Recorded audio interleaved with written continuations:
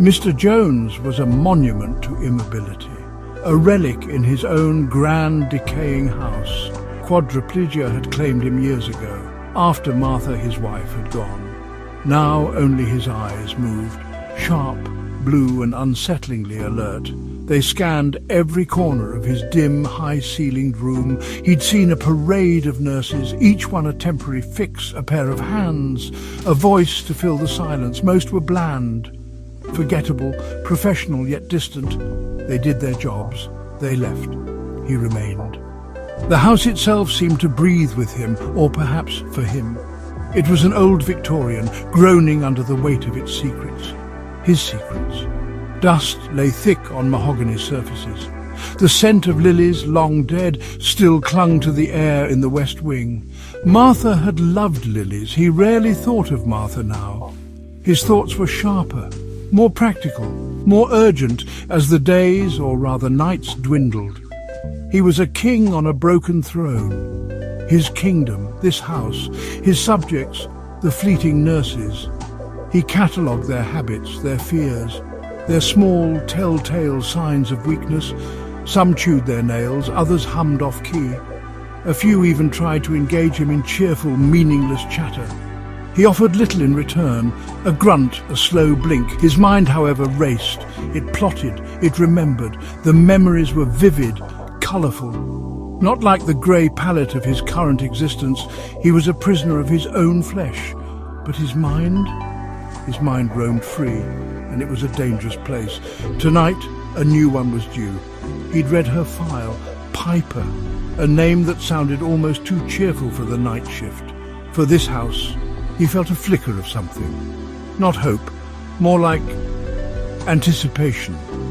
The agency had been scraping the bottom of the barrel lately, but this one, her file was different. Younger than most, a strange gap in her employment history, a brief stint in a maternity hospital, babies, new life, how ironic. He almost smiled, almost. Piper arrived as the grandfather clock in the hall chimed 12. Its gongs echoed through the silent house. Each strike felt like a nail hammered into a coffin. She was small, dark hair pulled back severely.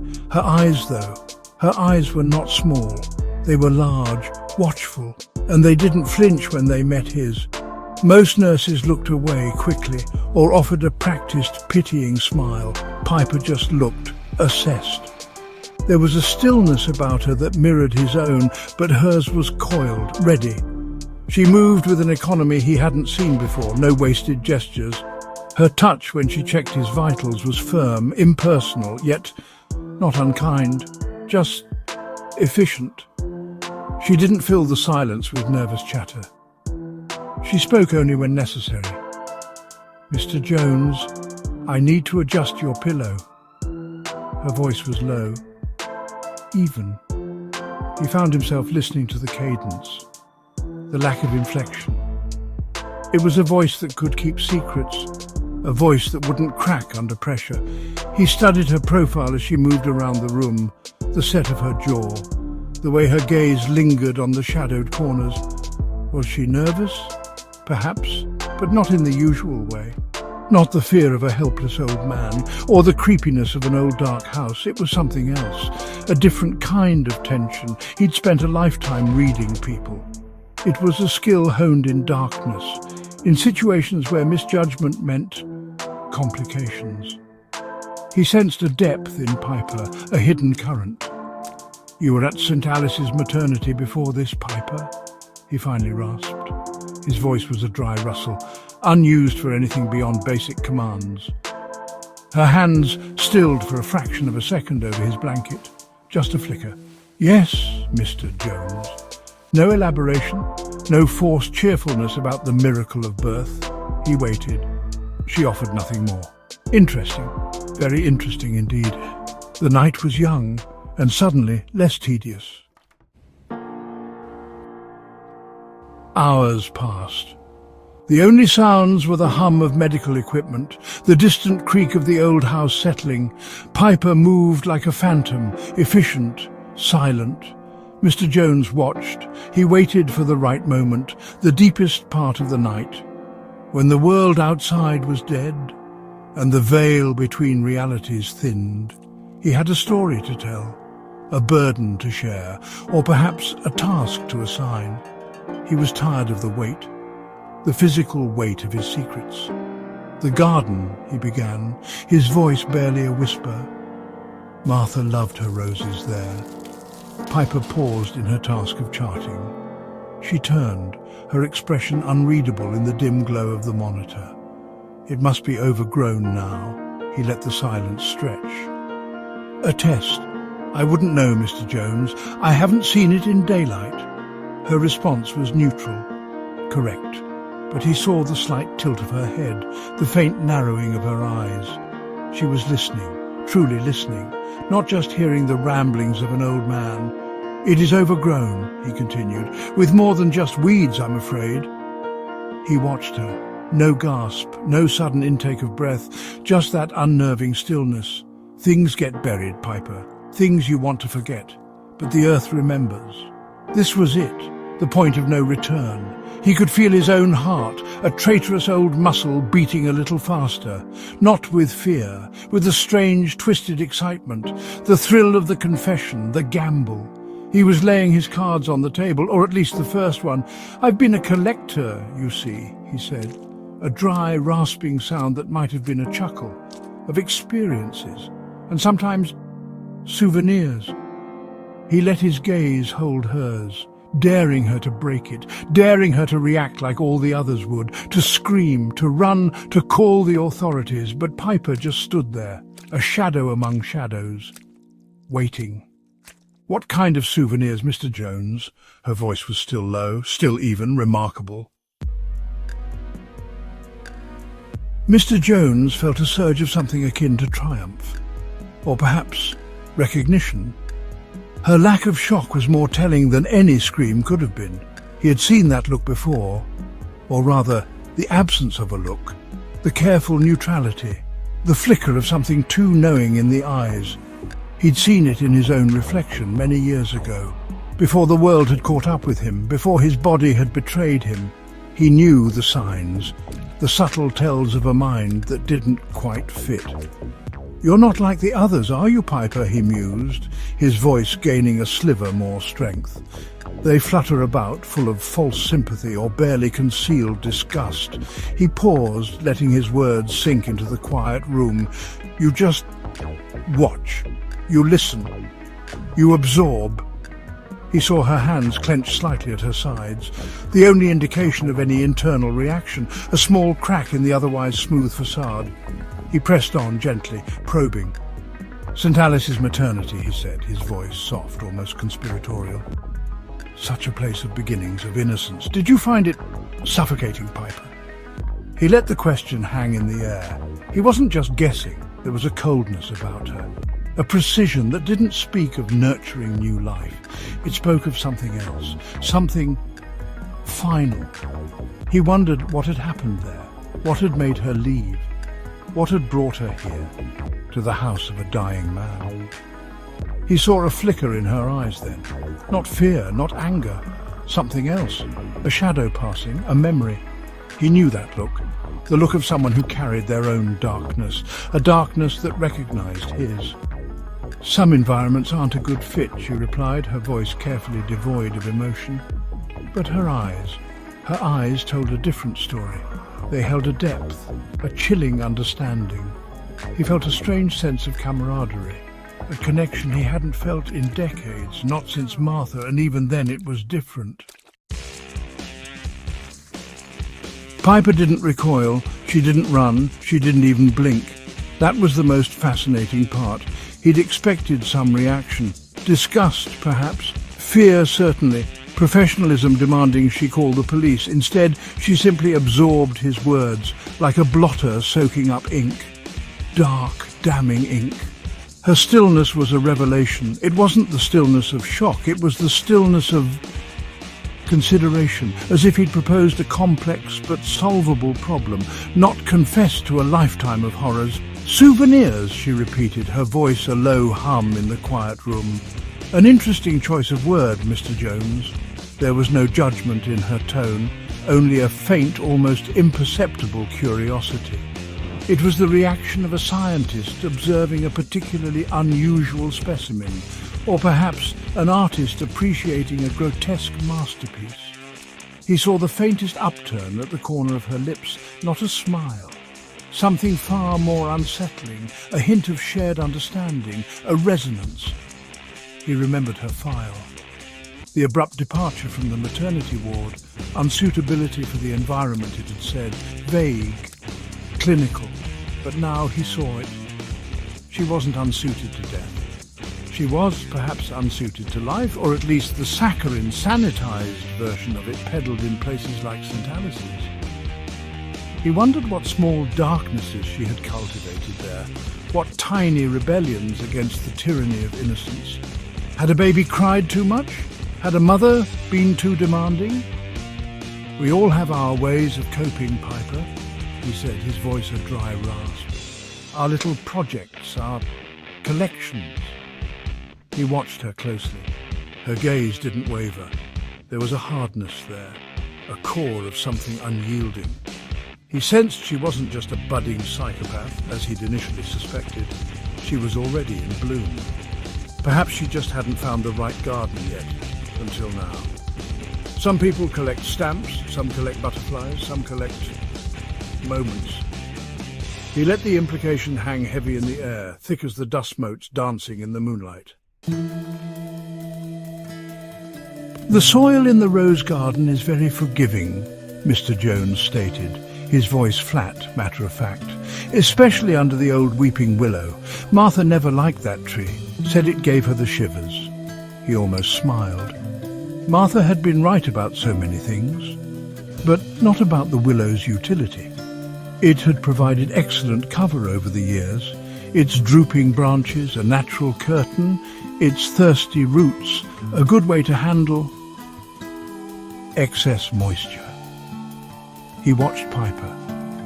She was looking towards the window, towards the unseen garden. "There are several," he continued, the confession now flowing easily like poison from a lanced wound. "Under the roses, near the willow, perhaps one or two by the old well, though that was riskier." He detailed it calmly, not with pride exactly, nor with remorse. More like an inventory, a list of tasks left undone, a final project requiring a capable assistant. They were impulsive mostly. In my younger days, before Martha, and a few after, when the loneliness became a presence. He saw Piper's gaze shift back to him. Her expression was intense, focused, like a predator sighting prey. Or perhaps a collaborator sizing up a new venture. "How many, Mr. Jones?" she asked. Her voice was quiet, but it cut through the stillness of the room. A practical question, not a moral one. He appreciated that. No hysterics, no condemnation, just a need for data, for facts. He liked her more and more. She was a kindred spirit, cloaked in a nurse's uniform. Enough to cause a problem, he admitted, if the wrong people start digging, and they will eventually. "When I'm gone, this house will be sold. Developers will come, they always do." He paused. "I need them relocated, or made to disappear more permanently before then." He let the request settle. It was a monstrous thing to ask, a pact with the devil offered by a man who was already halfway to hell. He wondered if she had the stomach for it, or more accurately, the inclination. Piper was silent for a long moment. The only sound was the faint, rhythmic sigh of the ventilator assisting Mr. Jones's tired lungs. She walked to the window, her silhouette framed against the moonlit darkness outside. He could see the outline of the overgrown garden beyond the glass. Her garden potentially, their garden. He watched her, his own breathing shallow. This was the crux, the point where she could still walk away, report him, flee into the night, back to whatever semblance of a normal life she pretended to have. "Relocated," she finally said, turning back to face him. Her voice was low, thoughtful, or made to disappear. She wasn't asking. She was considering the logistics. the sheer audacity of it. He saw no fear in her eyes, no revulsion. Instead, there was a spark, a flicker of something he recognized all too well. The thrill of the forbidden, the allure of the abyss. He had dangled the bait and she was not just nibbling. She was considering swallowing it whole, hook, line and sinker. It would be a significant undertaking, she stated, her gaze unwavering. Difficult, risky. She was weighing the pros and cons. Not the moral implications. Those seemed to be entirely absent from her calculations. He found it exhilarating to find someone who saw the world as he did, a series of problems to be solved, obstacles to be overcome, or in this case, bodies to be moved. He felt a strange paternal pride. She was a quick study. Indeed, Mr. Jones agreed, a faint wheeze accompanying his words, but not impossible. For the right person, he held her gaze. The question is, Piper, are you the right person, or are you just another timid soul in a borrowed uniform? He was goading her, testing her. He needed to be sure. This was not a task for the faint of heart. This was a descent, and he needed a companion who wouldn't falter, who wouldn't betray him, who understood the stakes, and perhaps even relished them. Piper walked slowly back towards his bedside. Each step seemed deliberate, measured. He could almost hear the gears turning in her mind, calculating, planning, committing.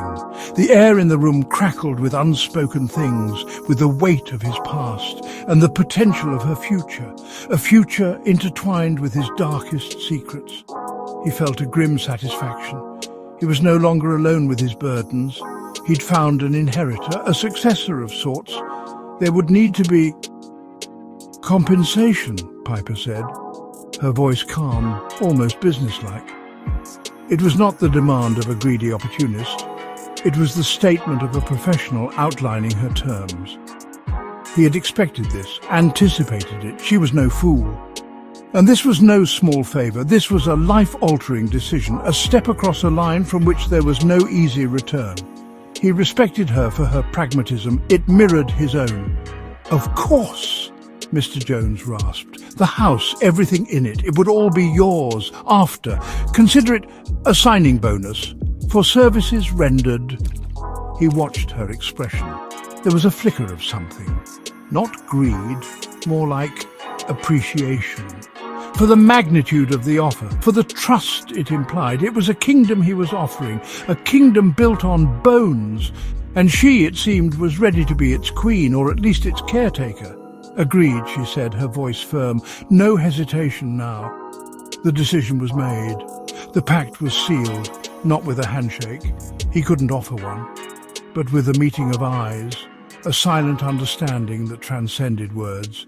A disturbing camaraderie bloomed in the stale air of the sick room. Two predators, one caged, one free, united by a common grotesque purpose.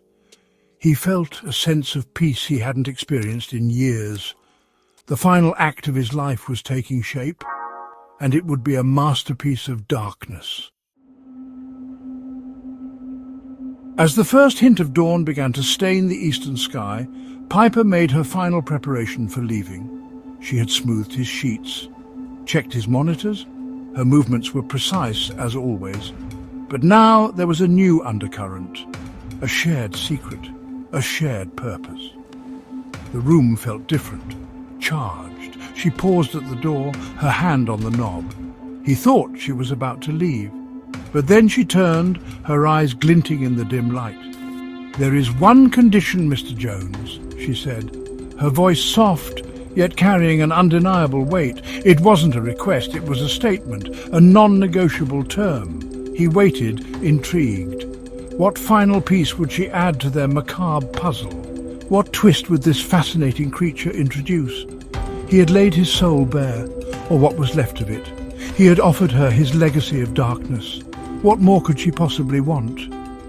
"When the work is done," Piper continued, her gaze locking with his, "and before you go, you will tell me about each one, everything." Her eyes were wide, alight with a chilling, fervent curiosity, not for justice, not for understanding in any conventional sense, but for the stories, the details, the how and the why of his terrible collection. She wanted to learn, to absorb, to understand the mind of a master. It was a student approaching a mentor. A slow, genuine smile stretched Mr. Jones's lips. It was a grotesque sight on his withered face, but it was filled with an undeniable, horrifying pride. She wasn't just an assistant, she was an acolyte, an apprentice. "With pleasure, my dear Piper," he rasped, his voice filled with a dark, paternal warmth. "With absolute pleasure." Their shared destiny unspooled before them, a tapestry woven from shadows and secrets. The night nurse had found her calling, and the serial killer had found his legacy.